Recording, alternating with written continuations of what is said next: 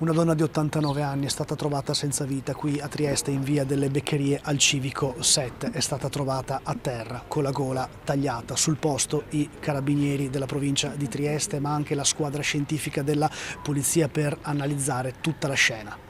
L'allarme è scattato poco dopo le 13. Gli uomini delle forze dell'ordine insieme ai sanitari del 118 si sono precipitati sul posto, ma ormai non c'era nulla da fare e i medici hanno potuto solo constatare il decesso.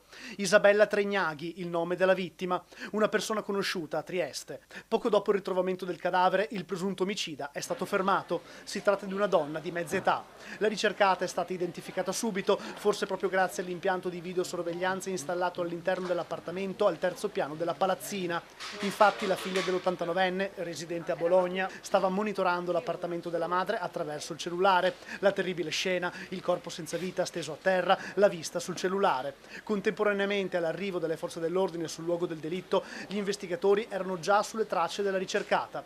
La donna è stata fermata in via Bramante. Una vera e propria scena da film. 3 auto con personale in borghese a bordo inseguivano a sirene spiegate una Fiat Panda bianca. L'auto è stata circondata e bloccata al semaforo. I carabinieri hanno puntato le pistole, costringendo la presunta responsabile del delitto, una donna triestina alta sulla cinquantina e con i capelli neri a caschetto, a scendere dal mezzo. Poi sono scattate le manette.